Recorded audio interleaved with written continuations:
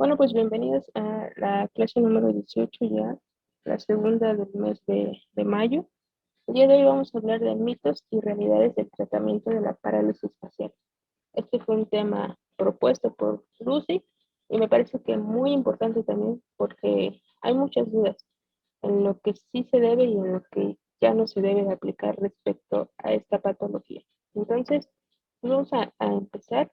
Vamos a comenzar con unos datos que son importantes de conocer, algo de estadística, que de seguro ya lo saben, y si no, pues vamos a irlo repasando.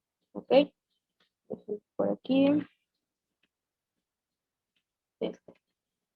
Entonces, algunos de los datos importantes nos menciona que la parálisis idiopática o de Bell es la causa más común de parálisis facial aguda, ¿no? Y está bueno, pues su incidencia es aproximadamente de 20 a 30 casos por cada 100.000 personas al año. Esto, ojo, teniendo en cuenta que lo saqué de un artículo que era del año 2005.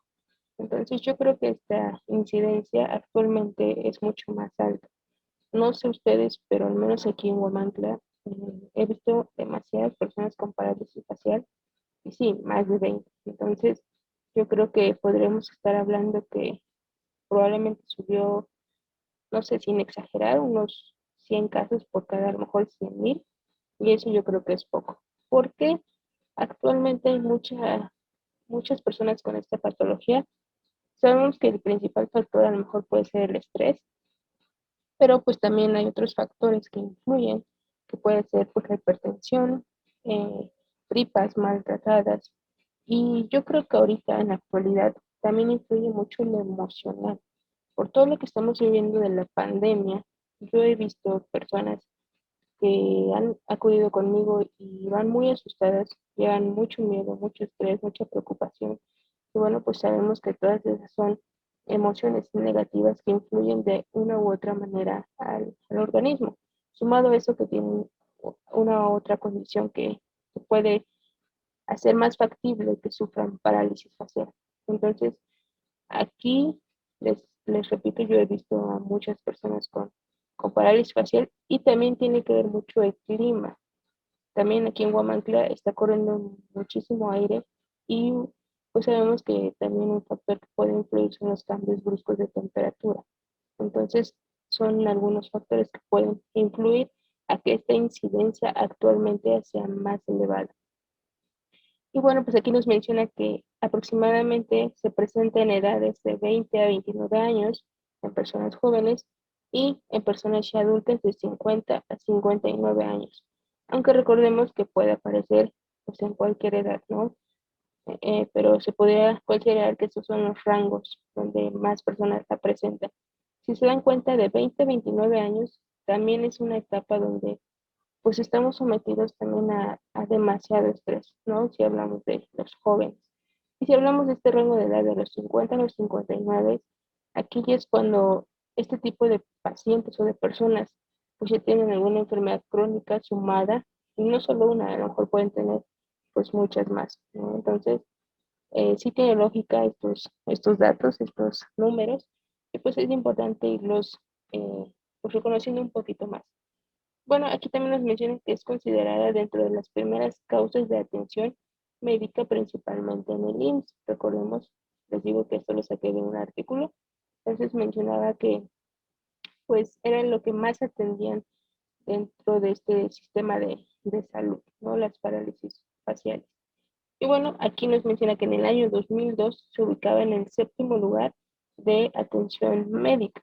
Entonces, les repito, yo creo que actualmente a lo mejor podemos ponerlo en un lugar un poco más alto. Yo podría imaginarme a lo mejor un quinto lugar en esta época del año, ¿no? Aunque sabemos que se puede presentar también en invierno, es cuando más se observa. Entonces, algunos de otros datos importantes que también debemos de analizar un poquito más son, aquí nos menciona que la mujer en edad reproductiva es afectada 4 veces más que el hombre de la misma edad. ¿Y esto qué tiene, qué tiene de relevancia? Bueno, pues ahí nos está mencionando el porcentaje de lo que estamos más expuestas, por así decirlo, a esta enfermedad, a esta parálisis facial, ¿no? A esta patología. Y bueno, pues también nos menciona que se ha observado recuperación completa en un 70% de los casos. Ahora, ¿por qué 70 y no el 100%? Esto lo vamos a hablar un poquito más adelante, pero tiene que ver con la atención que recibe el paciente. Sabemos que entre más se tarden en recibir atención, más secuelas pueden quedar, también dependiendo del grado de parálisis facial que presente. Entonces aquí igual nos menciona que mientras más o menos el 16% al 30% muestra secuelas moderadas a severas. Entonces aquí hay que tener mucho cuidado, mucho ojo. 30% es un porcentaje alto, ¿no? De los pacientes que aún con el tratamiento, tanto farmacológico como de rehabilitación, quedan con secuelas moderadas y severas. Y esto también va encaminado al tipo de tratamiento que estamos aplicando, ¿no? ¿Por qué? Porque a lo mejor si, no sé, a grandes rasgos ponemos un tratamiento muy pasivo, que solamente tenga calor, masaje y electroterapia, pues sabemos que no vamos a obtener los resultados que andamos buscando. Entonces, eso también va encaminado al tipo de tratamiento que le ofrezcamos a nuestros pacientes. Y pues son porcentajes altos y son importantes que debemos tener muy en cuenta. Aquí también pues nos menciona que el diagnóstico, perdón, que el tratamiento temprano dentro de las primeras 72 horas es imperativo, ya que en términos de tiempo y grado de la lesión puede tener implicaciones en el retorno de la función. Entonces, las primeras 72 horas son cruciales para poder, pues de cierto modo, saber si va a tener secuelas el paciente o no. Dentro de estas primeras 72 horas, lo más probable es que el tratamiento sea farmacológico y del área médica, ¿no? Que es cuando el paciente, lo ideal sería que acudiera a su médico general para que a lo mejor le pudiera recetar lo más común que son las vitaminas y algún antiinflamatorio, ¿no? Para pues, tratar de evitar que el daño en el nervio sea pues, lo menos posible. Pero pues sabemos que hay personas que no conocen la sintomatología y creen que es algo que va a pasar y por eso van alargando o aplazando más este tratamiento temprano, ¿ok? Entonces, ¿cuál sería la primera tarea que tenemos nosotros? Pues de irle informando a los pacientes, a las personas que nosotros conocemos, cómo se debe de actuar y en qué tiempo, pues para evitar tener tantas secuelas. Bueno, pues aquí también nos menciona que a grandes rasgos, teniendo lo ideal, el tiempo de recuperación puede variar de 15 días a 6 semanas. ¿Por qué? Recordemos que la parálisis facial cumple un funcionamiento más o menos como de una gráfica, ¿no? Sabemos que cuando comienza la enfermedad, comienza, por así decirlo, si se lo imaginan, a subir, subir, subir y a presentarse todos los síntomas de la parálisis facial. Esto aproximadamente dura unos 5 días, más o menos, y entonces llega a su tope, al pico más alto. Y de ahí va a ser la meseta, por así decirlo, cuando los síntomas ya están bien establecidos y es ahí en esa fase donde a lo mejor entraría el área de la rehabilitación, ¿no? ¿Por qué? Porque aquí vamos a tratar de buscar que esos síntomas que presenta el paciente disminuyan lo más rápido posible y que pues no se alargue tanto tiempo. Entonces, estos 15 días a 6 semanas se hace referencia a esta meseta, ¿no? Donde pues se supone que el paciente debe de comenzar a recuperarse lo más pronto posible. Y pues lo ideal sería que pudiéramos ir disminuyendo poco a poco los síntomas hasta llegar a la normalidad. Entonces, si lo vemos así como una gráfica, más o menos así se vería, ¿no? Bueno, que llega al pico más alto, donde se presentan todos los síntomas, y en esta zona es donde nosotros vamos a tratar pues de rehabilitarlos lo más pronto posible y que esa meseta sea lo más corta posible. ¿Para qué? Para que los síntomas vayan desapareciendo y pueda llegar a su mayor funcionalidad el paciente. ¿Ok? Entonces, de esa manera yo es como se les explico a mis pacientes para que me vayan entendiendo por qué. Porque a lo mejor puede que tengan un paciente que va al otro día que le dio la parálisis. Y entonces ustedes les deben de explicar que probablemente se encuentre en esta zona, ¿no? Aquí iniciando. Y conforme pasen los días, puede incluso aumentar el dolor, puede aumentar a lo mejor la inflamación, que puede haber mayor limitación de movimiento. ¿Por qué? Porque sigue subiendo, por así decirlo, ese pico, esa gráfica, y que va a llegar un punto en donde se va a estabilizar y es ahí donde va a comenzar a ver los resultados y debe de comenzar a declinar, a irse quitando toda la sintomatología, ¿ok? Entonces, esa podría ser una manera sencilla o un poquito más gráfica de explicarle a los pacientes el por qué les pasa lo que les pasa y más o menos qué tiempo es lo correcto y lo normal, ¿sí? De toda la sintomatología que están presentando. Pero pues en este artículo pues nos menciona que por mucho en 6 semanas ya debe de haber respuesta de mejoría. Ok, ahorita más adelante les voy a contar un caso que tengo, que está muy, muy interesante también. Pero bueno, vamos a tener unas definiciones operacionales, es decir, a lo mejor como un tipo glosario de alguna sintomatología que los pacientes muy, muy frecuentemente van a presentar y que probablemente ustedes también ya deben de irlos identificando y conociendo. ¿Ok? Entonces, son todos estos signos de Bell, ectropión, lagoptalmía, algiacusia, diseusia, epífora, sincinesia, hemipasmo facial y blefarospasmo. ¿Conocen alguno de estos significados? ¿Sí o no? ¿Sí o no? Vayan, me dicen. Vamos con el primero, signo de Bell. ¿Qué es lo que recuerdan? ¿Qué es lo que saben de este concepto? Signo de Bell. Vamos, las leo o las escucho como quieran. Signo de Bell. ¿Cuál es su característica?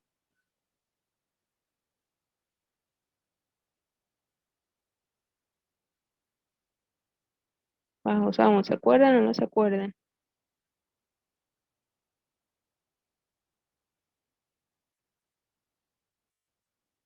¿Sí o no? ¿Sí o no? Si no, no pasa nada. Vamos, díganme para que les vaya describiendo un poquito a grandes rasgos. Signos de Bell.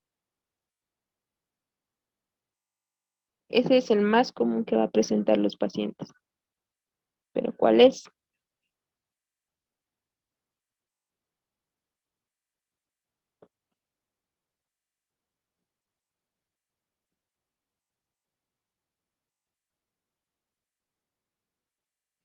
Ok, aquí ya tenemos respuesta. Vamos a leer. Soco nos dice, era algo que tenía que ver con movimientos oculares, creo, ¿ok? Lucy, es la afectación de un lado del rostro, además de ser un tipo de parálisis periférica. Ok, bien, más o menos latino, Soco y Lucy, esa podría ser la definición de parálisis periférica de Bell, ¿sale? El signo de Bell como tal es el movimiento ocular sinérgico que pone en evidencia la incapacidad de poder ocluir el párpado, ¿sí? Básicamente, que no pueda cerrar el párpado completo. ¿Y cómo lo vamos a poder identificar además de esa característica? Bueno, pues que cuando el paciente lo intente, el globo ocular se va a dirigir hacia arriba hasta que la córnea sea visible y pues quede oculta por el párpado superior, ¿no? Básicamente que no puedan cerrar el ojo y que el globo ocular vaya hacia arriba. Si lo han notado en sus pacientes, eso pasa muy, muy seguido. ¿Y cuáles son las afectaciones que trae este signo?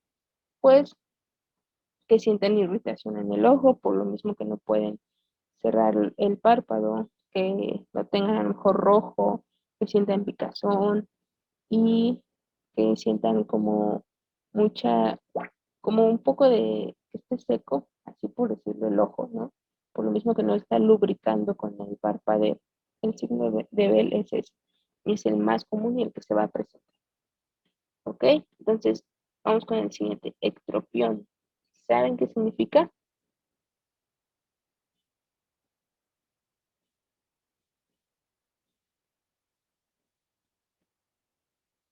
¿Lo habían escuchado? Ectropión también es algo que se va a presentar y es muy, muy común. No, ok, no pasa nada. Entonces, ectropión es la eversión del párpado inferior con el descubrimiento del glóbulo ocular y del lagrimal. Sí, básicamente también cuando el paciente intente cerrar el ojo, el párpado inferior, exactamente se va a desviar un poco hacia afuera y pues va a quedar en evidencia el globo ocular y la parte del lagrimal, ¿sí? También es un síntoma que puede estar o no presente dependiendo del grado de la parálisis facial.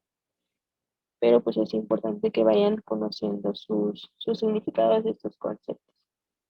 Vamos con la goftalmía. ¿Qué es la goftalmía?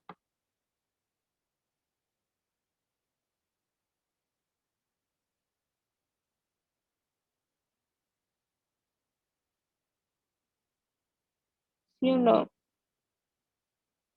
La goftalmía, ¿a qué le suena?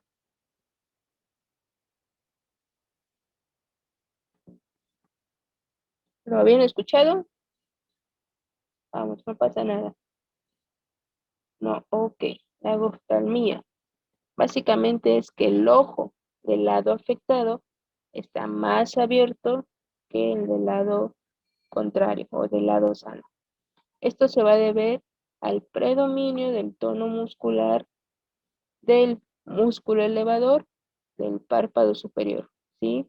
Es decir, imagínenselo así, que el párpado superior va a estar jalando de cierta manera y evitando que exista ese cierre del párpado y lo que hace que se exponga más el ojo o el globo ocular. Y esto se debe porque está inervado por el tercer par craneal, ¿sí? Y sobre todo por el orbicular de los párpados que están inervados por el nervio facial. Entonces, si hay afectación de ese nervio, obviamente el tono muscular se va a ver alterado y básicamente va a hacer que se vea más abierto el ojo, ¿sí? Esa es la logoftalmía. Ahora vamos con el siguiente, algiacusia. ¿A qué le suena algiacusia? Eso está fácil. Algia acusia. ¿Lo habían escuchado? Suena a dolor de oído. ¿Ok? Sí, más o menos. Algia, acusia. Algia sí puede ser considerado como dolor y acusia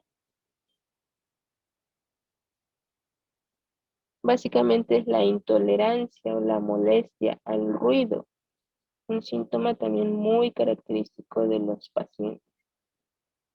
Más que disminución de la audición, es la molestia que les causa el sonido o el ruido. ¿Sí? ¿Por qué? Por lo mismo que está inflamado, pues a lo mejor de cierto modo causa una presión sobre el nervio, obviamente proyecta dolor y se puede de cierta manera activar un poco más cuando hay más ruido, ¿sí? Vamos con el siguiente, diseusia.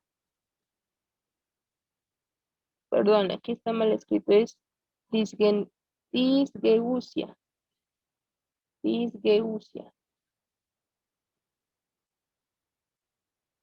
¿A qué le suena? Disgeusia. Ese también es un síntoma muy, muy, muy característico, porque la mayoría de los pacientes lo presentan. Disgeusia. ¿Lo conocen o no lo conocen? Vamos, sí o no, sí o no, sí o no. Disgeusia. No, ok. Váyanlo anotando, ¿eh? Disgeusia es la alteración en el sentido del gusto. Recordemos que muchos pacientes probablemente no puedan identificar el sabor de la comida y eso se le llama disgeusia. Aquí va una G. Se me, se me perdió por el camino, pero es disgeusia, ¿ok? Vamos con el siguiente, epífora. ¿Qué es la epífora?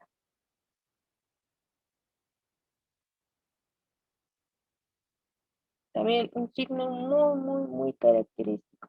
Epífora. ¿Habían escuchado? El lagrimeo, correcto. Muy bien, Lucy. En efecto, epífora es el lagrimeo. Esto se debe a que las lágrimas no progresan o no van hacia el saco lagrimal por la debilidad orbicular de los ojos. ¿Ok? Entonces, básicamente se le sale la lágrima al paciente y a eso se le llama epífora. ¿Y por qué pasa esto? Por lo mismo, porque no puede ocluir, no puede cerrar el ojo. Entonces la lágrima lo que intenta pues es lubricar el globo ocular para evitar pues que arda, que pique, que de comezón o que probablemente se infecte. Entonces, de cierto modo, este podríamos decir que es como un mecanismo de protección, la epífora o lagrimeo. Muy bien, vamos con el siguiente, sincinesia. Ese sí lo deben de conocer. Sincinesia, ¿qué significa? Vamos, ¿qué significa? Sincinesia.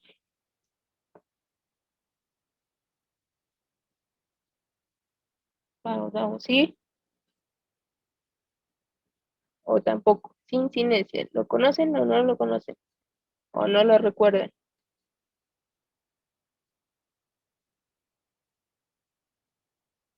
¿A qué les suena sincinesia? Movimientos involuntarios. Correcto. Bien, bien, ya vamos retomando. Exacto. Entonces son movimientos involuntarios y principalmente anárquicos de la hemicara afectada. Anárquicos quiere decir a lo mejor descontrolados, ¿no? Un poquito. Más o menos se puede considerar como los tics, que pues por el misma falta de tono muscular va a haber esas respuestas de movimientos involuntarios, ya sea principalmente se observa más en el párpado, pero también se puede observar en la parte inferior, lo que es la boca o la comisura labial, ¿no? Es donde más se puede observar. Para el siguiente, hemiespasmo facial, ese sí, ¿qué significa? Hemiespasmo facial. ¿A qué le suena hemiespasmo facial?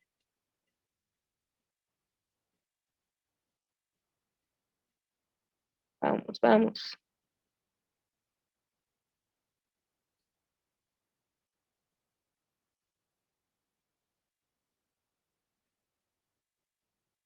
Hemiespasmo facial. Espasmo de la mitad de la cara afectada. Ok, sí,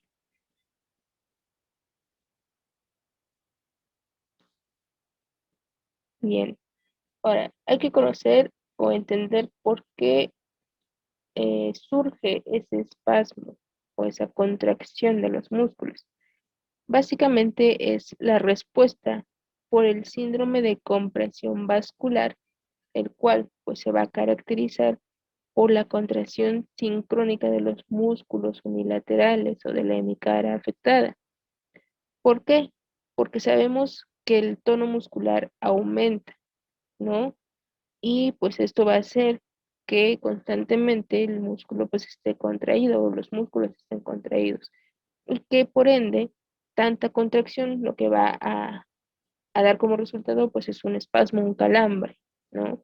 Y bueno, pues este hemiespasmo facial desaparece principalmente cuando el paciente esté durmiendo. ¿Por qué? Porque de cierto modo se puede decir que los músculos se relajan, ¿ok? Pero no al 100%. El siguiente, blefaroespasmo. ¿Qué creen que sea blefaroespasmo?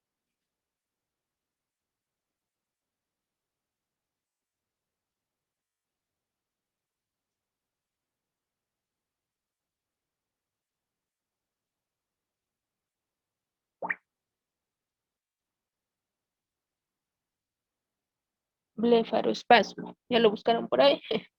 ¿A qué les suena?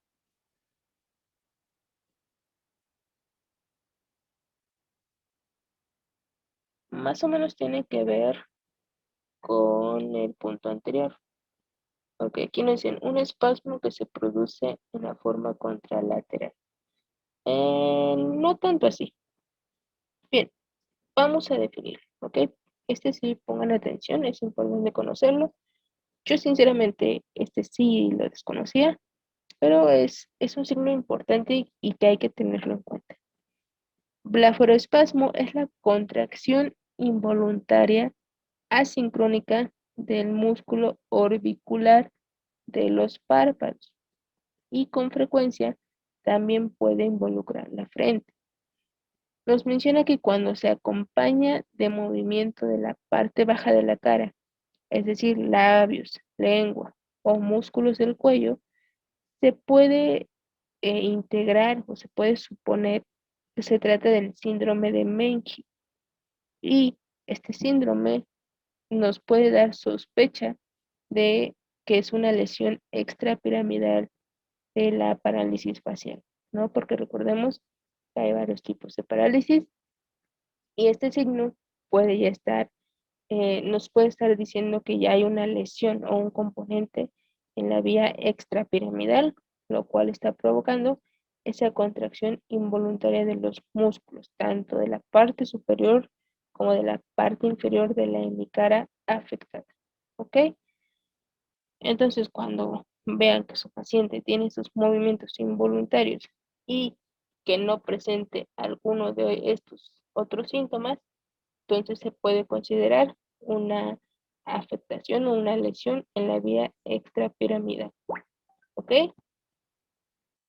¿Sí quedó claro a todos? ¿Hay alguna duda de algún concepto o quieren que lo vuelva a repetir o continuamos? ¿Sí?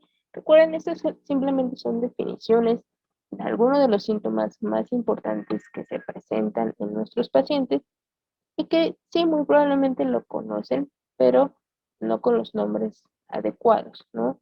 Entonces, pues sí es importante que los vayan teniendo en mente, que los vayan teniendo en cuenta, que lo escriban, que lo repasen, para que también pues sean conscientes de que sí y que no presentan los pacientes que les lleguen para que los atiendan ustedes, ¿vale? Entonces, son unos conceptos o unas definiciones operacionales. Ok, entonces, continuamos. Hablando del tipo de parálisis, les hice esta tablita sobre las características clínicas de los diagnósticos de los diferentes tipos de parálisis facial. Hablando de parálisis facial periférica, ¿ok? Entonces vamos a ir leyendo cada uno de ellos. Entonces, para poder realizar un diagnóstico diferencial correcto, tenemos que podemos encontrar parálisis facial de origen cerebral. Su característica es que se va a presentar generalmente de forma unilateral con afección predominante en los músculos de mímica facial, ¿ok? Eh, Principalmente los músculos inferiores contralaterales de la lesión, ¿sí? Luego tenemos el siguiente que es parálisis facial congénita y esta pues menciona que su detección es perinatal y se acompaña o no de otras lesiones de otros pares craneales. Y su principal característica va a ser la asimetría en la expresión facial, ¿ok? Y principalmente en el llanto y en la succión, cuando el bebé intente pues comer, que no pueda realizar esos movimientos. El siguiente es la parálisis de origen traumático. Su característica es que va a haber un antecedente de trauma en la región temporal o parietal y va a presentar alteraciones de la mímica facial y siempre va a ser unilateral, ¿ok? El siguiente es la parálisis facial lentamente progresiva. Aquí nos menciona que es más de 3 semanas o que no tiene retorno de la función dentro de los 6 meses. Y pues bueno, aquí ya se puede sugerir una neoplasia, que ya es un tipo de cirugía. Luego tenemos la parálisis unilateral recurrente, que aquí nos dice que eh, se descarta o se detecta un neurioma del acústico, que este puede presentarse en la parálisis idiopática hasta un 30%. de los casos. El siguiente es la parálisis facial simultánea bilateral. Bueno, pues esta va a excluir la parálisis de Bell como un diagnóstico concreto. Y el último es la parálisis facial con infección sistémica de herpes zóster. Este también es muy importante y sí es común, aunque no lo crean, de que los pacientes lo puedan presentar. ¿Por qué? Porque va a haber presencias de alteraciones dermatológicas de tipo vesicular que van a ser dolorosas y sintésicas y en cualquier región del cuerpo y que puede afectar también la cara, ¿no? Entonces, en ese tipo de parálisis facial por herpes zóster, el dolor es súper intenso, o sea, los pacientes les van a referir muchísimo dolor y va a ser, en este caso, muy difícil la recuperación, la rehabilitación. ¿Por qué? Porque el nervio va a estar dañado por un virus y va a ser muy difícil que se regenere. Ok, entonces, ¿por qué es importante conocer todas estas características de los tipos de parálisis facial que existe? Bueno, básicamente porque el identificar los diagnósticos diferenciales, los factores de riesgos asociados a los pacientes, nos podrán dar información concreta e importante para saber hacia dónde podemos referir a nuestro paciente. ¿Por qué? Porque los pacientes en los que se establezca un diagnóstico de parálisis facial, ya sea de origen central, postraumática, congénita o con infección sistémica por herpes zóster, así como aquellos con factores de riesgos asociados, como pueden ser el embarazo, la edad mayor de más de 65 años, que presenten diabetes, hipertensión, neoplasia, otitis, no sé, un cuadro infeccioso generalizado o a lo mejor alteraciones neurológicas, es donde nosotros debemos de referir a un segundo nivel de atención de acuerdo a la especialidad que se requiera. ¿Para qué? Pues para poder brindar un tratamiento acorde y siempre, acuérdense, trabajar transdisciplinariamente con otras áreas, apoyarnos otras áreas. ¿Para qué? Pues para que el paciente cuente con el mejor tratamiento y quede con las secuelas menos posibles, ¿no? Quitar sí, pronóstico del 16 al 30% de secuelas de moderadas a graves. Entonces, por eso es importante que ustedes conozcan todas las características de los diagnósticos diferenciales para que si les llega un paciente puedan referirlo con el área que es la mejor indicada en cada caso, ¿sí? Entonces, si vamos ya a hablar de lleno con el tratamiento, se puede decir que pues existe el tratamiento inicial, ¿ok? En donde pues la acción prioritaria va a ser la protección corneal y la preservación de la visión. Y en todos los pacientes, independientemente del grado en el cual se encuentren, se deberá de iniciar un tratamiento básico que va a constar principalmente de cuatro aspectos. ¿Ok? Entonces vamos a ir hablando de cada uno de ellos. Y ojo, recuerden, este es de un artículo que menciona lo ideal, pero vamos a ir a lo mejor desmintiendo alguna de las cosas.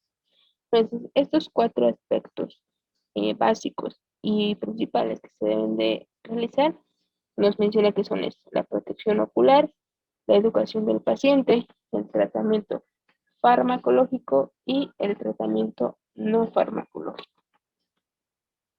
Entonces, si hablamos de la protección ocular, nos menciona que le tenemos que referir al paciente, pues que use lentes oscuros, principalmente que tengan protección lateral, pues ¿para qué? Para evitar que entre la luz y que le lastime, ¿no?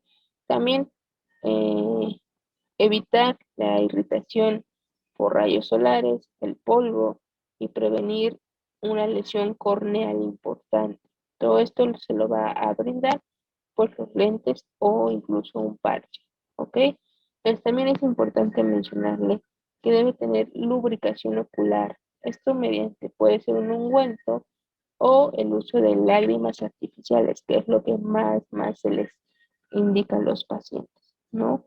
El ungüento mencionaba que solo puede ser por las noches, ya cuando se vaya a dormir, pero el uso de las lágrimas artificiales, perdón, puede ser más constante la aplicación y básicamente va a ser de meticelulosa o hipromelosa, que son unas gotas que se aplican aproximadamente cada 8 horas por 10 días, ¿no?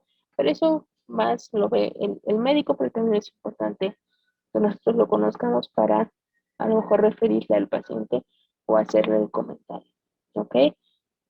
Entonces, también dentro de la protección ocular tenemos la oclusión ocular nocturna mediante parches oclusores o férula bucal para provocar el estiramiento de la comisura labial afectada, ¿no? Entonces, eso también se le puede recomendar al paciente que lo haga cuando está iniciando la parálisis facial, ¿ok? Entonces, otros aspectos que también podemos pues mencionarles aquí es evitar el lavado ocular con té de manzanilla, porque es muy común que los pacientes lo mencionen. ¿Y por qué evitarlo? Porque puede propiciar a procesos infecciosos o alérgicos. No sabemos si el paciente es alérgico a la manzanilla o a alguna otra cosa que se aplique, ¿no? Entonces, siempre recomendarles que pues, sigan las indicaciones y bueno, pues aquí principalmente el personal de enfermería a lo mejor será a cargo de supervisar la correcta ejecución de los aspectos que mencionamos anteriormente, según la prescripción del médico. En dado caso de que no pueda estar una enfermera con el paciente, pues se le puede comentar a los familiares del paciente, ¿no? Cómo realizar todo esto de la aplicación de las gotas, la aplicación de los lentes o del parche oclusor, ¿ok? Entonces, el siguiente punto es la educación. Ah, no, perdón. Aquí tenemos unas imágenes de las férulas que puede ocupar el paciente o de los parches que se puede poner dependiendo de la función. El primero es un imán de presión del párpado superior, básicamente para que permita el cierre y evitemos eso del signo de Bell, ¿no? Y que le ayude a, de cierta manera, como relajar el tono muscular del músculo orbicular. También tenemos una férula elevadora de párpado inferior, que como su nombre lo dice, va a ayudar a levantar el párpado y que no se vea caído y también que cumpla la función de poder cerrar correctamente el ojo. El siguiente es una opción alterna de la férula elevadora del párpado inferior. Simplemente es un poquito más largo y así como lo indican las flechas, debe ir la dirección de la cinta que se aplique. ¿Ok? Y esto todo se lo puede enseñar al paciente cómo realizarlo de la manera correcta. Sin problema lo pueden aplicar ellos en su casa. El siguiente es una férula depresora y elevadora del orbicular de los ojos. Aquí combinamos las dos técnicas, ¿sale? Para que a lo mejor para ayudarlo a que cumpla la función de poder cerrar los párpados y que el ojo no se irrite tanto.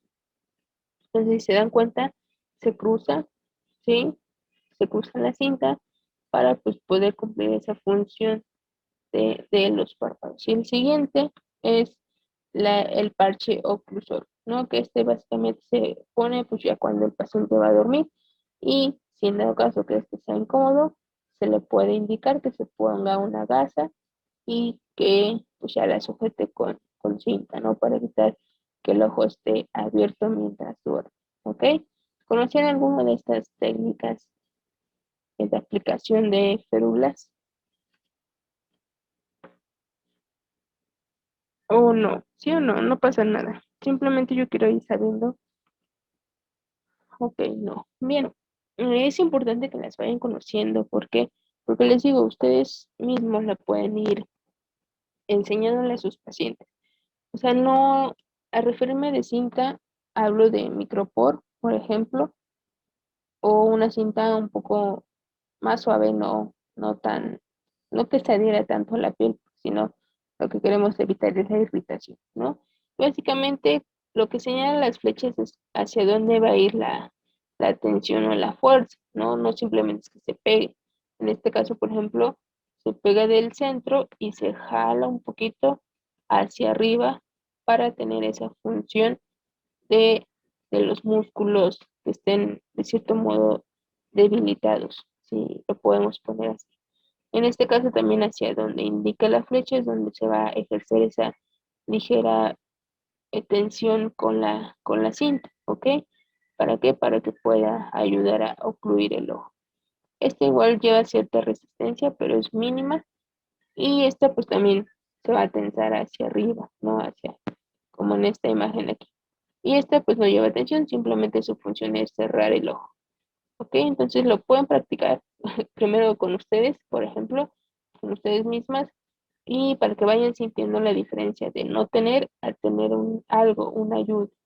¿Ok? Para que posteriormente se lo puedan enseñar a su paciente. Entonces ya ahorita conocen que si les llega un paciente, a veces sabe que tengo mucho problema en el ojo, ¿ok? Les pueden enseñar este tipo de férulas, ¿sí? ¿Hay duda en alguna o si, si va quedando claro?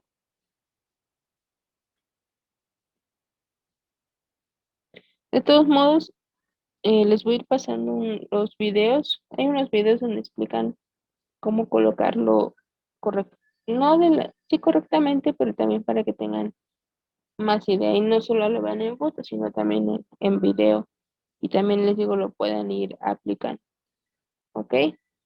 Pues podemos continuar con el siguiente punto.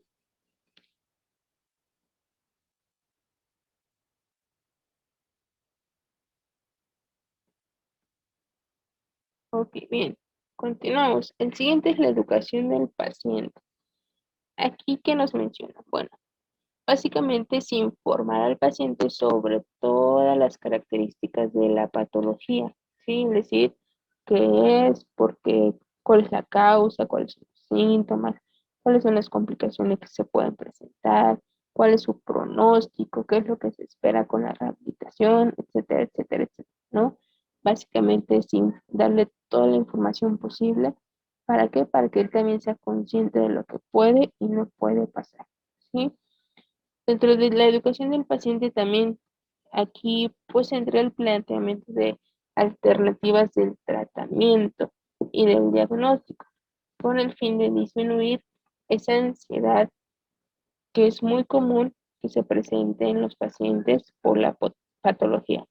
Porque, repito, hay muchos pacientes que desconocen totalmente y que les entra mucho miedo. ¿Por qué? Porque no saben qué es lo que va a pasar o cómo es que van a quedar, ¿no? A lo mejor la mayor preocupación sea la asimetría que se ve en la cara. Entonces, dentro de este punto, pues nosotros vamos a tratar de brindarles el mejor tratamiento y explicarles cuáles son los objetivos que vamos a lograr y pues también cuál es la tarea que el paciente debe de cumplir. Básicamente, pues que siga las indicaciones, que realice sus ejercicios y que no haga un muy claro ejemplo es esto que está aquí abajo. Incluso este se las puse en negritas y en resaltado. ¿Por qué? Es muy común que el paciente diga que la vecina, que el compadre, la comadre, la amiga, la abuela, la tía, no sé, les, les sugiera el uso de la goma de mascar, ¿no? ¿Cuántos pacientes oyen diciendo que si mastican todo el tiempo goma de mascar, se van a recuperar? Esto es totalmente falso, ¿sí? O también otra cosa es que ocupan vibradores mecánicos. ¿Para qué? Para estimular, según ellos, el músculo y que pueda haber pues una respuesta. Entonces también desmentirle eso a los pacientes y explicarles el por qué no está indicado y no se recomienda realizar este tipo de prácticas. Básicamente en estos dos puntos no se recomienda. ¿Por qué? Porque puede provocar principalmente fatiga muscular por acción global de la musculatura facial y por ende hacer que los músculos de la masticación no respondan. Porque ustedes imagínense, estar mascando y mascando y mascando y mascando todo el día el chicle, lo único que van a hacer es fatigar el músculo y que llegue el momento en que ya no responda más de lo que no estaba respondiendo, ¿ok? Entonces, si un paciente le llega y dice, no, es que el doctor, incluso hay personas que dicen, el doctor me dijo que más chicle, ahí pararlos y decirles, no, ¿sabe qué? No está recomendado, ¿por qué? Porque lo único que está haciendo es afectando más, desgastando más el músculo y pues va a haber menos respuesta, ¿sí? Entonces, ¿les ha pasado que algún paciente llegue así? Yo actualmente tengo una señora de 62 años que cuando llegó la primera vez conmigo traía de chicle y para empezar pues no podía ni cerrar la boca, pero ella estaba mascando y mascando y mascando y yo le dije, ¿sabe qué? Tire su chicle, lo que está haciendo no le está funcionando de nada. Y ya cuando lo tiró me dijo, es que hasta me duele la mandíbula. Le dije, pues sí. Le dije, ¿desde qué horas está mascando el chicle? Me dijo, desde las 8 de la mañana y fue conmigo a consulta como a las 4. Entonces imagínense cuántas horas estuvo masticando y masticando y masticando. Y ya cuando quise ponerle pues la electroterapia o eso, no hubo respuesta del músculo, ¿no? Entonces en lugar de que les haga un bien, pues no, eso lo tenemos que ir quitando de la mentalidad de los pacientes e inclusive también de los médicos, porque sí me ha tocado también que los médicos es lo que mandan, o sea, su medicina y ya le dicen, y más que chicle, lo más que pueda. Entonces, no, ir quitando eso. Ese es un mito que no debemos de desaparecer, ¿ok? Entonces, todo esto entra dentro de la educación del paciente, ¿va? Vamos con el siguiente, que es el tratamiento farmacológico. Aquí nos menciona que el tratamiento básicamente se va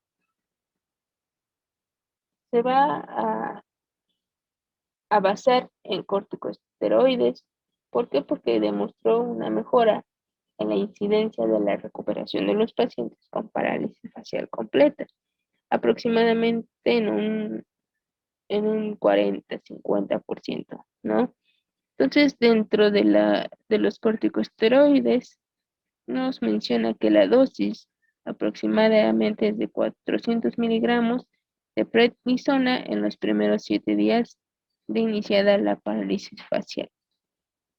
Y bueno, pues aquí igual nos dice que debido a que el 20% de los pacientes con parálisis facial incompleta pueden evolucionar a parálisis facial completa en 5 días aproximadamente dentro del cuadro de la evolución, también se sugiere el inicio de prednisona a 70 miligramos por día a todos los pacientes. Esto va a depender ya del médico, ¿no? Saber la dosificación correcta. ¿Por qué? Porque ahí ellos tienen que ver cuántos miligramos le deben de dar por el peso corporal del paciente, ¿no? Ellos ya se saben sus fórmulas, pero es importante nosotros tener una idea de eso. Otro medicamento que recomiendan mucho es el aciclovir, ¿no? Y a veces lo combinan con la prednisona. Esta combinación es segura, es efectiva y ha demostrado mucha mejoría en la recuperación de pacientes con parálisis facial. Incluso es el que más recetan o el que más recomiendan esta combinación de aciclovir y prednisona. ¿Por qué? Porque mejora la recuperación y disminuye la degeneración neural en comparación de que si solamente tomaran prednisona sola. ¿Ok? Entonces, sumado a esto, también es muy, muy común que les recomienden tomar vitamina B o complejo B. Esto simplemente para ayudar de cierta manera a regenerar el tejido nervioso, ¿no? ¿Por cuánto tiempo deben tomar la vitamina B? Ahí sí se podría considerar que es un poquito más largo el tratamiento, pero pues sí se ha notado también mucha mejoría y muchos cambios en la respuesta. Y también pueden pues recetar a lo mejor un analgésico si es que presentan mucho dolor. Yo lo que siempre les digo a mis pacientes es que si el dolor es realmente insoportable, pues ya se tomen el analgésico, pero que si lo pueden tolerar un poco, es mejor no medicarse tanto. ¿Por qué? Porque también se acostumbran al medicamento y dependen de él. Entonces ya cuando llegan con nosotros a terapia, pues van bien, bien dopados y la respuesta pues ya no va a ser la misma, ¿no? Entonces sí trato de que al menos los pacientes que tengo tomen la menor medicina que sea posible, sí la que se necesite, por ejemplo, esto de los corticosteroides, pero de ahí en fuera lo demás trato de que no lo tomen. Ya si realmente es muy, muy, muy necesario, pues ya ni modo, ¿no? Pero si lo pueden dejar un poco al lado, mejor. ¿Para qué? Para que así yo pueda ver la respuesta que va teniendo el músculo, la respuesta que va teniendo el tejido nervioso y que no afecte en la terapia. ¿Ok? Entonces, ya también eso va a depender de, pues, el tipo de terapeuta que sean. Si son más convencionales, pues van a seguir el tratamiento farmacológico al pie de la letra. Pero obviamente si conocen un poco más de los efectos que tienen estos medicamentos, se van a dar cuenta que tienen más efectos secundarios o contraindicaciones que en muchos de los casos los pacientes pues es mejor que no se lo tomen. ¿Por qué? Porque comienzan a presentar a lo mejor problemas en riñones, en estómago, en el esófago también. Y pues, ¿para qué provocarles más daño del que ya tienen, ¿no? Entonces, yo más o menos pues, así lo veo y es lo que les voy mencionando a mis pacientes.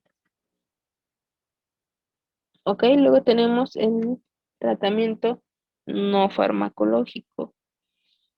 Y esto principalmente se en pacientes que requieren programas en casa. Aquí nos menciona que las técnicas de ejercicio frente al espejo, pues son las que van más encaminadas a que el paciente logre una rápida recuperación, una óptima función del nervio, para la cual se va a instruir y proporcionar una lista de ejercicios y masajes faciales que deberá pues realizar en su casa, al menos 2 veces al día. Ojo, esto es lo que menciona el artículo, ¿ok? Entonces aquí ya tenemos masaje, ¿no? Es lo más común. ¿Ustedes qué creen? ¿Se debe o no se debe de aplicar el masaje? ¿Sí o no? Ya vamos a entrar en debate. ¿Ustedes qué creen? ¿Ustedes lo aplican? Vamos, cuéntenme, a ver, las leo.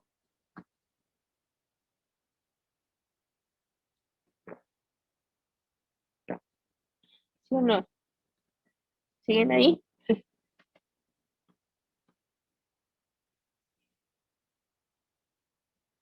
¿Lo aplican o no lo aplican? Yo lo he aplicado, ok. ¿Tú sí, tú has aplicado masaje? Bueno, sí, ok, sí lo he aplicado. Bien. ¿Por qué aplican el masaje? ¿Cuál es el objetivo que ustedes buscan al aplicar el masaje facial? Vamos, cuéntenme, cuéntenme,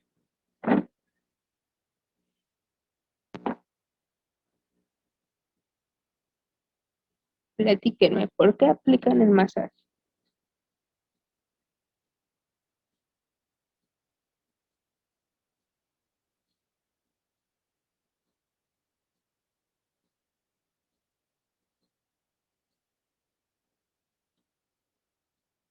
Vamos, vamos.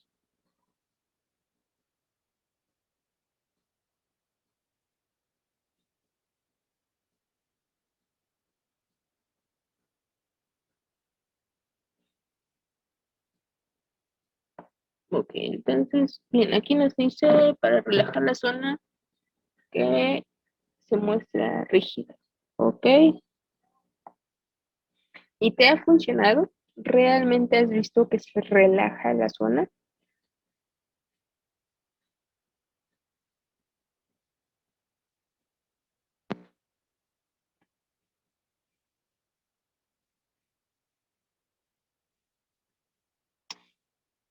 Ok, mientras me van escribiendo ahí, vamos a ver algunos de los ejercicios. Yo creo que los ejercicios no, sí no hay problema, ¿no? A lo mejor la mayoría sí, sí lo conocen. Ok, aquí nos dice poca de manera lenta. Ok, bien, ahorita hablamos de ello. Entonces, estos son unos ejercicios que puede realizar su paciente, ¿no? El primero es contraer labios, como si fuera a dar un beso. ¿Esto para qué? Porque vamos a activar los músculos orbiculares de los labios y el compresor. El siguiente es dilatar el ala de la nariz hasta levantar el labio superior y enseñar los dientes. En este movimiento vamos a trabajar el músculo dilatador de la nariz, el canino y el elevador del labio superior. El siguiente es expulsar aire lentamente, como si soplara a través de un popote. Y bueno, Se activa el bucinador, cigomático mayor y el menor. Y aquí tenemos la sonrisa amplia, dirigiendo la comisura labial hacia afuera y atrás, ¿no? Básicamente sin enseñar los dientes. Y se activa el músculo risorio. Luego tenemos estos aquí, que es apretar los dientes lo más fuerte posible, arrugar el mentón, ¿no? Aquí vemos los músculos que se activan, elevar las cejas, juntar las cejas, básicamente todos los movimientos faciales. Y tenemos aquí el cerrar los ojos. Y bueno, aquí llegamos a la parte del masaje, ¿ok? En este artículo estoy de acuerdo con los ejercicios, yo creo aumentaría unos más, pero son los que nos mencionan.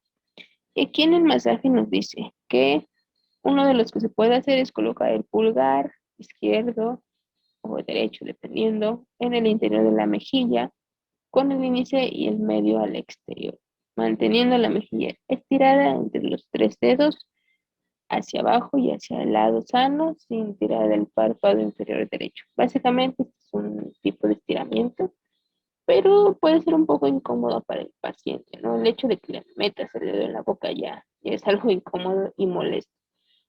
Ahora aquí tenemos los diferentes tipos de masaje facial. Podemos ver que lo hacen en círculo, aquí también, círculo, círculo, aquí en la frente, en la boca. Entonces aquí Soco nos menciona, en mi caso también para estimular los músculos faciales, pero como dice, yo no veo mucha diferencia después. Ok.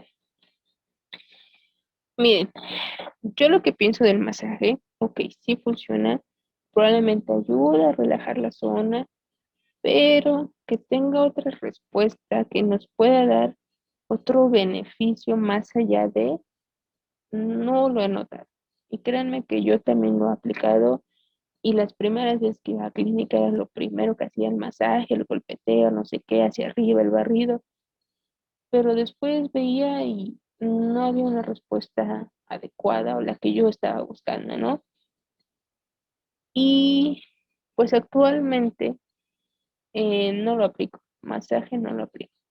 También me he dado cuenta que cuando uno aplica el masaje, está trabajando sobre el músculo y como tal en el nervio, nunca va a haber respuesta. ¿Sí? No vamos a poder estimular el nervio a través de un masaje. Entonces, si la lesión es en el nervio, de nada nos sirve estar trabajando a nivel muscular. ¿No? Lo que tenemos que hacer es llegar más profundo y trabajar en función a buscar que se regenere el nervio. ¿Para qué? Para que pueda existir una mejor sensibilidad y mayor movimiento. Yo he pensado y sí, me he puesto pues a pensar, a leer y todo, y pues el masaje lo único que hace puede ser que sea irritar más el nervio y que haya menor respuesta, ¿ok? Entonces, probablemente puedan aplicar el masaje en la zona no afectada para así tratar de relajar un poco la musculatura y que a lo mejor el paciente pues se sienta a gusto, pero realmente que exista un efecto bueno, no lo he visto. La verdad no lo he visto y por eso actualmente yo no lo aplico. Y menos en la zona afectada, ¿no? Lo que siempre, sin duda, va a funcionar va a ser el ejercicio. Y aquí va muy corta, resumida la experiencia que tuve, porque sí, ya es un poquito tarde. Entonces, básicamente me llegó un paciente que tuvo parálisis facial ya hace 5 años y pues dice que actualmente le comenzaba a molestar otra vez y pues a simple vista se veía mucho la asimetría facial. Entonces, él me comentó que estaba yendo al DIF, que fue durante un año a terapias, imagínense, un año a terapia y que nunca vio respuesta. Entonces yo le pregunté qué fue lo que le hacían. Me dijo, me ponían compresa, me ponían unos parchecitos y me daban masaje. Y ya, todo el año me la pasé con ese tratamiento y nunca vi mejoría. Entonces dice que pues dejó de ir a sus terapias y que se resignó a que pues iba a quedar con esas secuelas. Entonces yo le expliqué que en primera, 5 años después de una parálisis facial, era muy difícil pues recuperar el movimiento y sobre todo la asimetría facial. Pero le dije que pues iba a intentar todo lo posible, lo que estuviera en mis manos, pues para tratar de recuperar movimiento. Sí había limitación en la parte superior y en la parte inferior, sumado que en la parte inferior, más o menos por el mentón, había alteración en la sensibilidad también. Entonces, pues comencé su tratamiento, ¿no? Básicamente solo se trató, se basó, se trabajó con electroterapia y ejercicios y un poco de texturas, ¿ok? Entonces, estuve así trabajando con él durante unos 2 meses aproximadamente, con una frecuencia de, primero, el primer mes 2 veces a la semana y el segundo mes una vez a la semana. Entonces, la respuesta que tuvo el paciente fue muy positiva. La verdad, yo, para ser sincera, nunca creí que, pues, que recuperara el movimiento y al menos en el mes comenzó a verse la mejoría. Él incluso su estado de ánimo cambió muchísimo. ¿Por qué? Porque comenzaba a ver que las líneas de expresión se marcaban, que pues ya podía realizar los movimientos correctamente, que ya podía comer, etcétera, etcétera, etcétera. Entonces, ¿en qué se basó? Yo la corriente que apliqué fue de, ocupé EMS, a 3 Hz por, me parece que 120 microsegundos, básicamente buscando la contracción del músculo, y lo apliqué por punto motor. Eso también es muy importante. La mayoría no lo hace así. Yo fui estimulando cada punto motor de la cara afectada y en cada punto trabajaba de 5 a 6 minutos, ¿ok? Y de ahí puro ejercicio, ejercicio, ejercicio, ejercicio, ejercicio, ejercicio. Y yo se lo recomendé que lo hiciera 3 veces durante el día. Aquí en el artículo nos menciona que 2 veces al día. Yo le dije, ¿sabe qué? Lo va a hacer en la mañana, al mediodía y en la tarde. ¿Cuántas repeticiones? Igual empezamos con 10, después le subí a 16, a 25, a 30, después sostenidas y así fuimos cambiando un poco el tratamiento y les juro que a los 2 meses la simetría facial estaba casi completa. Les puedo decir que en un 90% movimiento y fuerza totalmente recuperados. Entonces, el paciente quedó muy agradecido, muy contento y dijo que pues de haber sabido, porque yo le expliqué que por mucho, en 2, 3 meses, una parálisis facial debe de quedar sin secuelas. O sea, al grado que le estuvo, no debía por qué quedar con secuelas. Y pues estuvo muy contento y ahí fue donde comprobé que no se necesita calor, que no se necesita masaje, que simplemente es el tratamiento se debería basar principalmente en ejercicio y apoyarse con electroterapia.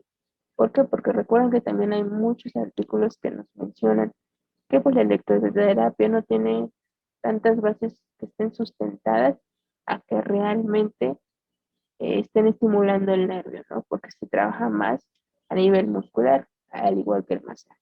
Entonces, es una anécdota que les quería contar y que es 100% verídica, créanme. Yo estaba muy confusa, muy dudosa de que pues, pudiera recuperar el movimiento de este paciente después de 5 años y lo hizo.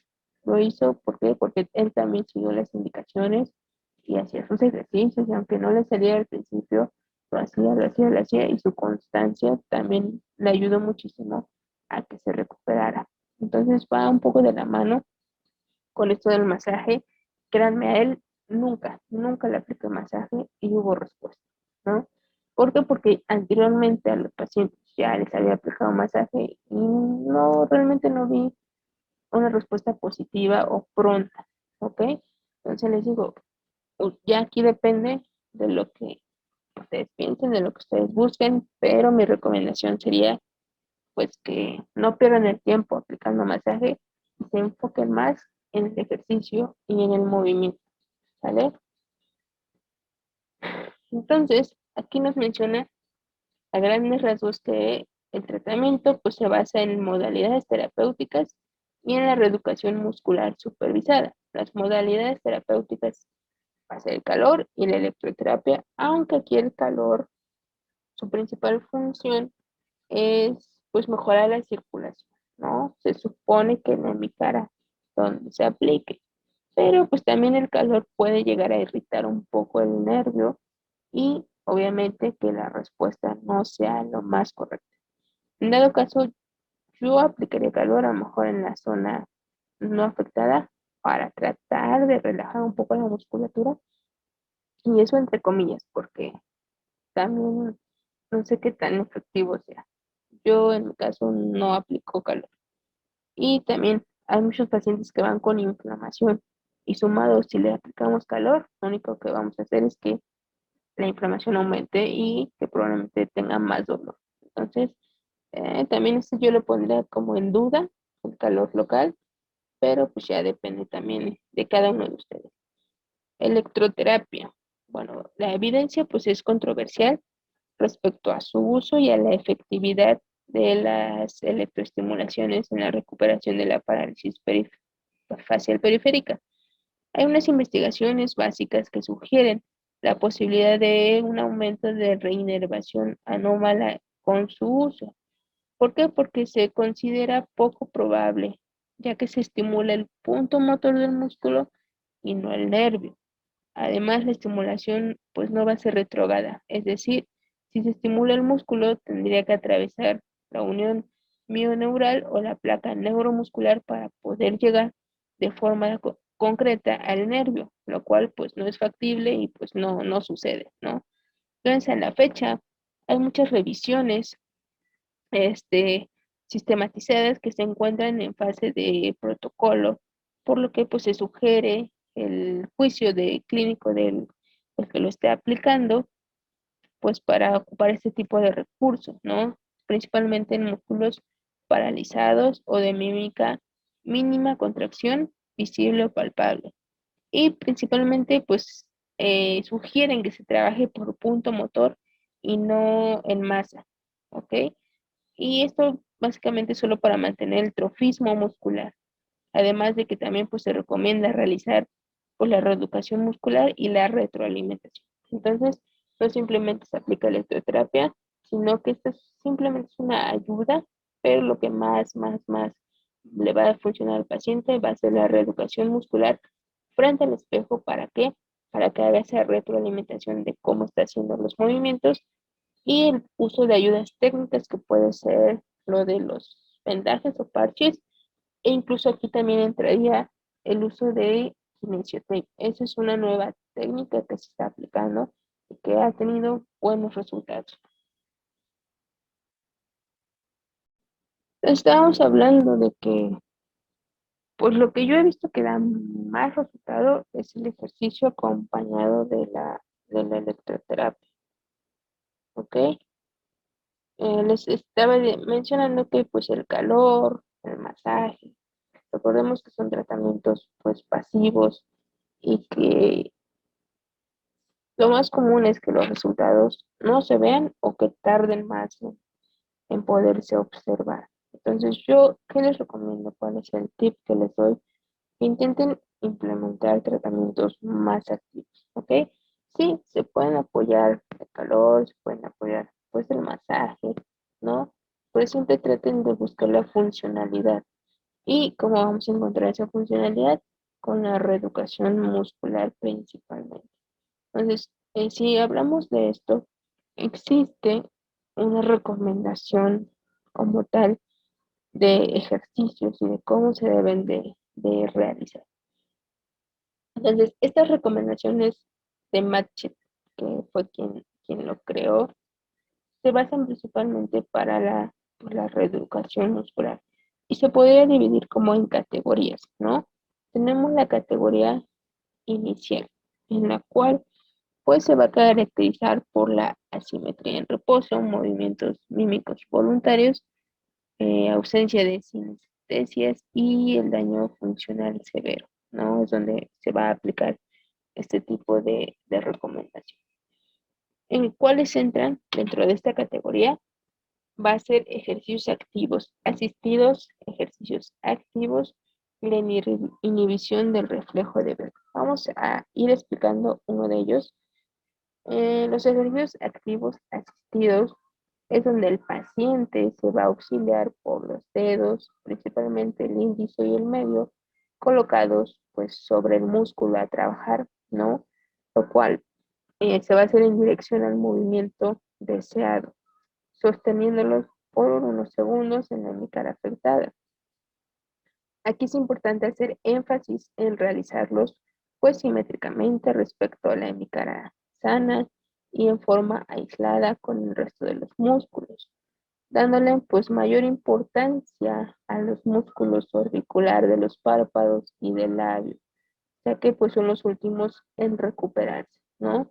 Por ejemplo, levantar con los dedos la ceja involucrada y sostenerla por unos segundos.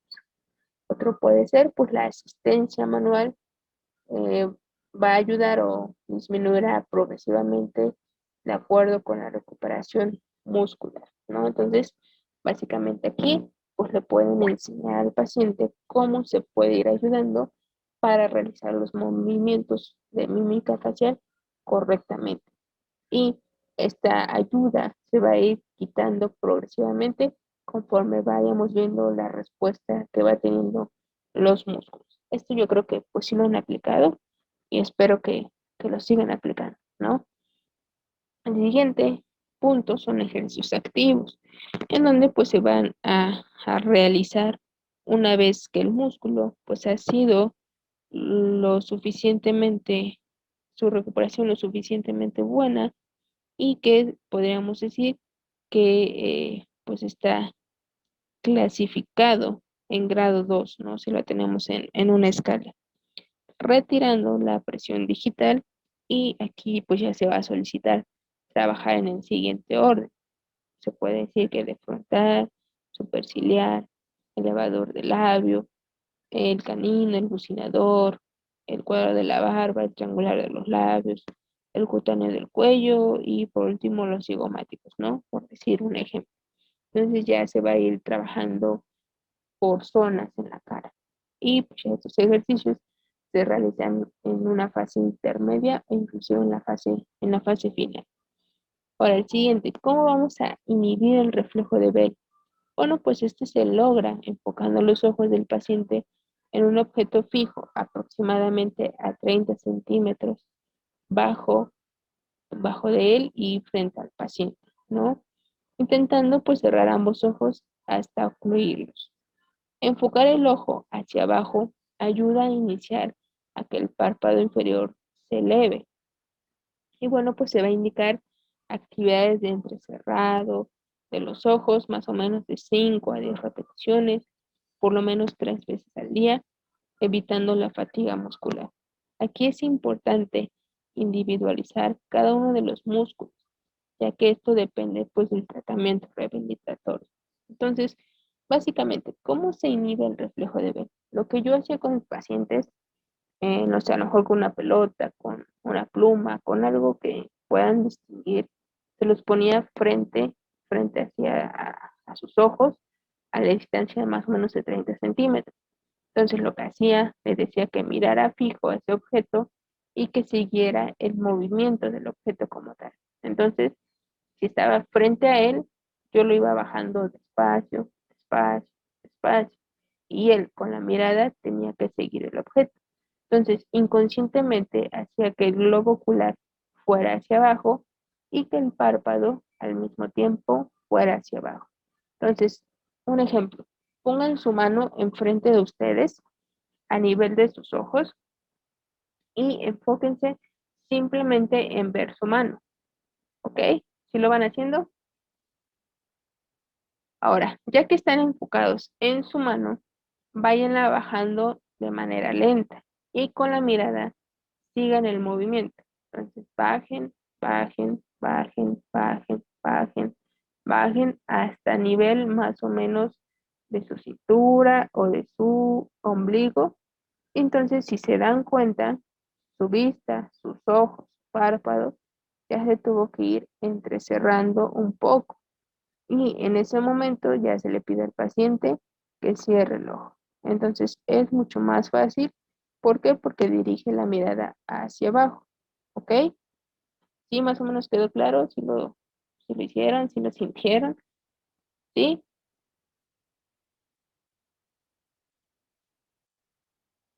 ¿Sí o no? Ok, bien. Entonces, ese es un ejercicio muy básico que se puede hacer. Inclusive yo una ocasión lo vi que lo hacían con un puntero láser y hacían lo mismo, ponían pues, el láser en la pared y le pedían al paciente que siguiera el puntito rojo, ¿no? Y también hacían movimientos hacia abajo, hacia un lado, hacia, por ejemplo, la derecha, hacia la izquierda. Eso básicamente para trabajar el globo ocular, ¿no? Pero para inhibir el signo de Bell siempre va a ser hacia abajo. Y de ahí otra vez vuelven la mirada fija y otra vez hacia abajo, ¿no?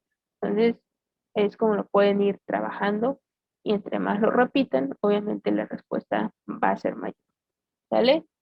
Entonces, estos ejercicios entrarían en la categoría inicial. Después tenemos la categoría de facilitación. Esta se va a caracterizar por el incremento de movimientos voluntarios y por la ausencia de sincinesias, ¿sale? Entonces, ya cuando nuestro paciente tenga esos movimientos y voluntarios y ya no existan las sincinesias, podría entrar ya a esta fase o a esta categoría. Entonces, dentro de esta categoría tenemos los movimientos faciales activos, simétricos, los ejercicios resistidos e indicar que haga sonidos pronunciando consonantes o vocales. ¿Sale? Entonces, vamos con el primero, movimientos faciales activos simétricos. ¿Qué quiere decir? Aquí se va a hacer énfasis al paciente de no realizar movimientos incoordinados en forma bilateral con el fin de evitar movimientos distorsionados del lado afectado, ya que esto lo coloca en una función menos óptima respecto al lado sano. Básicamente, que haga el movimiento igual en ambos lados de la cara, ¿ok? ¿Para qué? Para que se comience a ver esa simetría y que pues, el paciente intente hacerlos correctamente. Por eso es importante que siempre sean frente al espejo para que, por ejemplo, si le decimos levante la ceja y a lo mejor la ceja derecha va más arriba que la izquierda, corrija e intente que los movimientos sean más coordinados. ¿Ok? Luego tenemos los ejercicios resistidos. Aquí principalmente es cuando el paciente ya no presenta signos de sincinesias. Es cuando se van a indicar los ejercicios resistidos. Aquí, pues la resistencia manual se aplica en dirección opuesta a los movimientos deseados con movimientos faciales aislados, ¿ok? Aquí sí simplemente se va a hacer en la cara afectada. Aquí debemos evitar causar movimientos en masa o sin cinesias, no provocar sobreesfuerzos en la hemicara sana, pues puede causar un desequilibrio muscular, ¿sale? Entonces la resistencia va a ser mínima, la vamos a aplicar a lo mejor solamente con un dedo y tratar de que haga ese pequeño esfuerzo nuestro paciente, pues para ir aumentando la fuerza y el tono muscular, ¿sale? Luego tenemos indicar que haga sonidos pronunciando consonantes o vocales. Eso se puede dar en forma aislada y las palabras que favorezcan principalmente el músculo orbicular de los labios, ¿no? Le podemos decir que diga A, E, I, O, U, un poco más exagerado para que exista ese movimiento pues de la boca o pedirle que haga sonidos, que pronuncie palabras, etcétera. Entonces aquí en el artículo mencionaba que los ejercicios se indican de 1 a 2 veces al día de 10 a 20 repeticiones y limitar 3 a 5 aquellos músculos con fuerza muscular calificada en 2. Básicamente, si aún vemos que no puede realizar la contracción muscular, podemos bajar ese número de repeticiones, ¿no? Todos los ejercicios se realizarán siempre frente a un espejo y es importante pues mantener siempre la simetría o buscar esa simetría de los movimientos faciales, ¿ok? Entonces, todo eso se trabaja en esta categoría de facilitación. Luego tenemos la categoría de control. Aquí se realizan ejercicios de estiramiento para lograr la disociación, ejercicios ojo-boca y boca-ojo. Ok, vamos a ir explicando uno de ellos. Primero vamos a hablar de los movimientos faciales, no, perdón, de los ejercicios de estiramiento para lograr la disociación. Estos se van a caracterizar por la aparición, pues, de lograr ese estímulo en el músculo donde se sienta, pues, el estiramiento como tal, ¿no? ¿Para qué? Pues para a lo mejor relajar un poco la contractura y evitar que siga esa rigidez o esa tensión en la hemicara afectada. Estos ejercicios de hoja boca y boca a ojo van más encaminados, por ejemplo, en los primeros. Si durante la actividad del orbicular del párpado derecho se observa que la comisura labial se levanta hacia arriba y hacia afuera, el paciente deberá inhibir el músculo cigomático mayor. ¿Cómo? Bueno, pues el paciente va a colocar su pulgar en el interior de la mejilla derecha con el dedo índice medio al exterior, va a mantener la mejilla estirada hacia los tres dedos y hacia abajo y va a tirar un poco del párpado, ¿no? Cerrará los ojos suavemente, luego con fuerza y va a mantener la mejilla estirada, ¿no? Básicamente así se podría inhibir ese reflejo que puede aparecer, ese reflejo anormal. Ahora, al contrario, tenemos el de boca a ojo. Aquí se le pide al paciente que coloque la boca en protrusión con los labios juntos, básicamente de dar beso, y si se observa que el ojo derecho se cierra, incluso mínimamente, entonces se le pedirá que enganche la mejilla con el índice sobre el surco del nasogenio. Aquí el paciente deberá estirar la mejilla empujándolo oblicuamente hacia abajo y hacia el lado sano, controlando el ojo en el espejo. Esto pues para inhibir que exista también ese reflejo, ¿ok? Entonces, pues aquí es importante enfatizar la calidad de los ejercicios y no la cantidad. Sí, de nada nos sirve que el paciente haga 30, 50 repeticiones si las está haciendo de manera incorrecta. Entonces, menos es más y siempre pedirle que lo haga lo mejor posible. Se recomienda realizarlos 2 a 3 veces al día, contrayendo cada músculo aproximadamente durante 10 segundos en este tipo de ejercicios, ¿no? Y bueno, pues estos ejercicios enfocados para el control de movimientos anormales o sin sinergias, los cuales van a consistir en enfatizar solamente el movimiento del músculo a trabajar en lo posible sin provocar movimientos anormales, ¿no? Ir inhibiendo esos reflejos que puede presentar. Además de que el rango de movimiento aumentará siempre y cuando se controlen los movimientos anormales. Si no controlamos esos movimientos, nunca vamos a tener una buena respuesta o una respuesta positiva. Entonces, es importante que el paciente se concentre en la calidad del ejercicio y no en la cantidad. Y se recomienda 5 repeticiones bien ejecutadas, al menos, ¿no? Si estamos viendo que va 4 y las está haciendo mal, hay que irle corrigiendo y que sea consciente de cómo y cuándo lo está haciendo, ¿vale? Entonces, esta categoría de control es ya realizar ejercicios más de conciencia, más estiramientos e ir inhibiendo esos patrones anormales que se pueden ir presentando. Y por último tenemos la categoría de relajación. Aquí van a entrar las palmopercusiones en la hemicara afectada y los ejercicios de relajación de Jacobs, ¿no?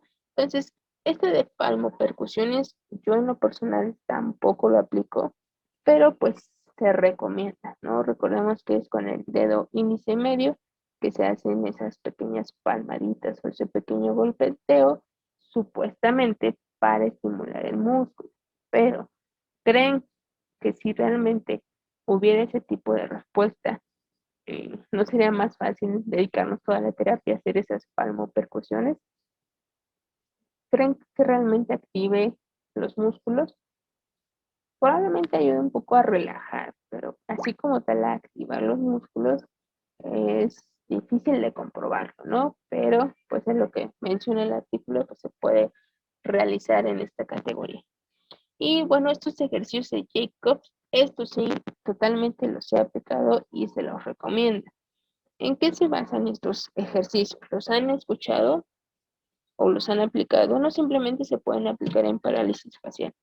¿Habían escuchado hablar de estos ejercicios de relajación? Ejercicios de Jacobs básicamente es que mantengan una contracción o que la contracción sea sostenida de 3 a 5 segundos y seguido a esto se realiza una relajación completa de los músculos que se están trabajando. Entonces yo este tipo de ejercicios los conocí cuando los apliqué en un paciente con lumbalgia, pero actualmente también los he aplicado con pacientes de parálisis facial. ¿Cómo se realiza este tipo de ejercicio?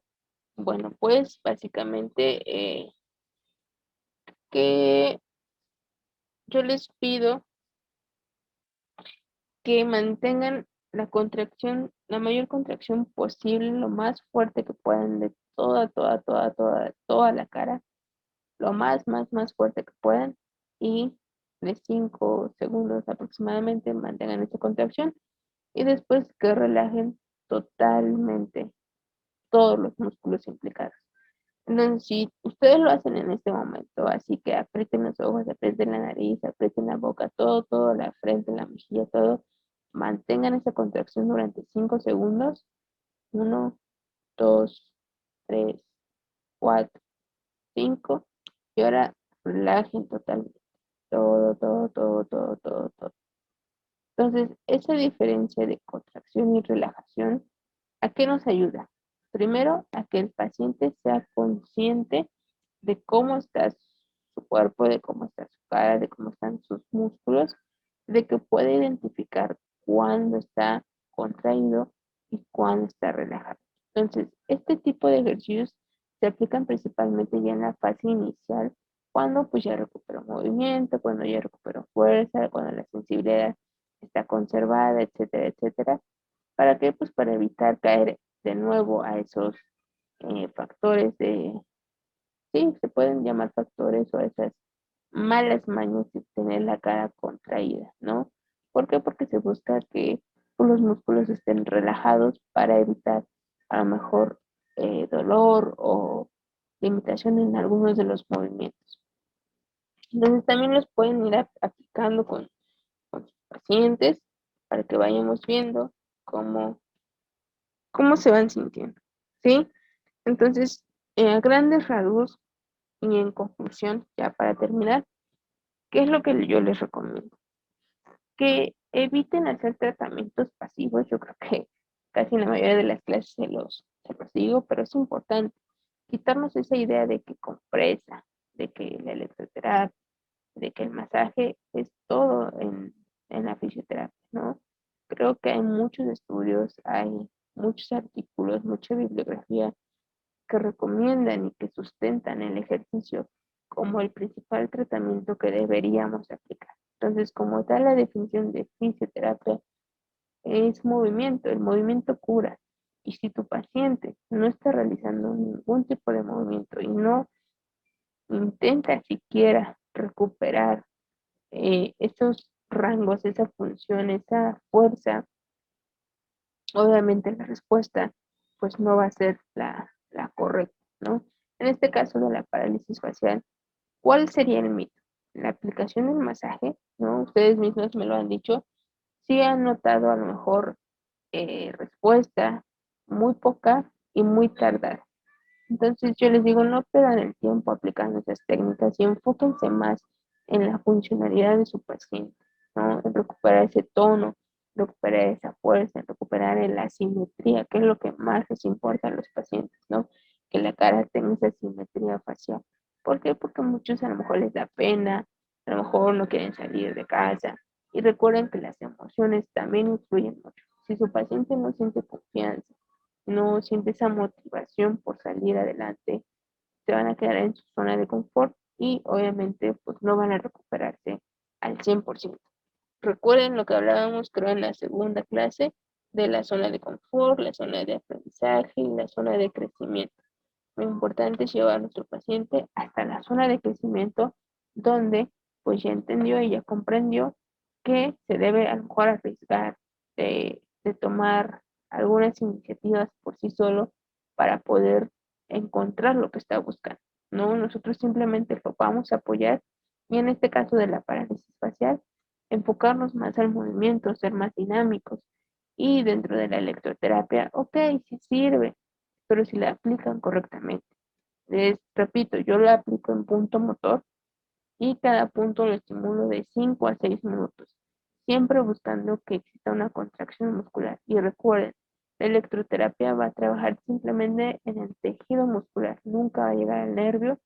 ¿Y para qué nos sirve estimular el tejido muscular? Pues para buscar ese trofismo, mejorar el tono, pero siempre hay que buscar la funcionalidad y el movimiento en el paciente, ¿sale? Entonces, a grandes rasgos, quiero que se lleven eso hoy, el día de hoy a su casa, en su mente, y que lo tengan presente, que siempre hay que buscar los tratamientos activos, funcionales y enfocados a los objetivos que quiere el paciente, ¿ok? Si el paciente le dice, no, solamente quiero que, eh, pues no sentir dolor y estar lo más relajado posible, ok, entonces apliquen calor, compresas y masaje, ¿no? Pero si su paciente lo que dice, no sabe que yo quiero, pues, volver a hacer mis actividades, a ser funcional, a poder verme en el espejo y sentirme contento, sentirme feliz, a no ver esa dismetría en la cara, ok, entonces sus objetivos van a ser buscar la mayor funcionalidad del paciente. ¿Cómo se logra? Mediante el movimiento, mediante los ejercicios, ¿vale? Entonces, llévense eso el día de hoy, quítense la idea de que pues el masaje ayuda en la parálisis facial y váyanlo comprobando. Si no me creen, vayan aplicando ejercicio, ejercicio, ejercicio y van a ver que sus pacientes se recuperan mucho más fácil. Se los digo por experiencia, créanme, no simplemente es decir por decir. Actualmente ahorita tengo 5 pacientes con parálisis facial, aunque todos son diferentes y son únicos y tienen sus características muy precisas, a la mayoría les estoy aplicando electroterapia, ejercicio, simplemente eso. Sí, nos pasamos a lo mejor una hora, ok, sí, pero nos enfocamos en la calidad de los movimientos, no en la cantidad. De nada me sirve que me estén haciendo 30, 50 repeticiones si no lo están haciendo correctamente. Entonces siempre hay que enfocarnos en explicarles, en tener paciencia y en decirle que hagan los movimientos correctamente.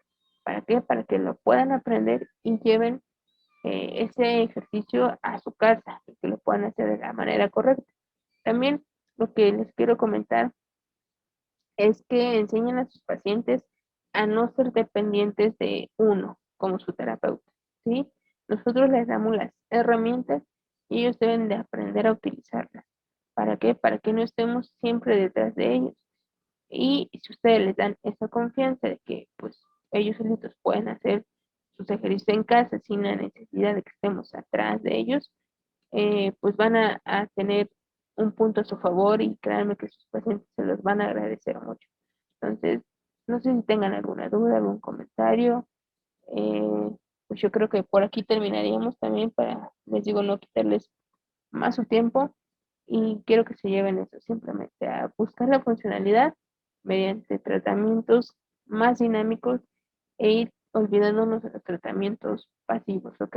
Todo esto de la compresa, de masaje y todo, los mencionan en artículos del 2000 hacia atrás. Entonces, ya 21 años después, creo que tenemos que comenzar a ver de otro modo la fisioterapia y el tipo de tratamiento que le brindamos a los pacientes, ¿ok? ¿Alguna duda? ¿Algún comentario? ¿Sí me escucharon? Ya disculpen por las fallas técnicas que vamos teniendo de vez en cuando aquí.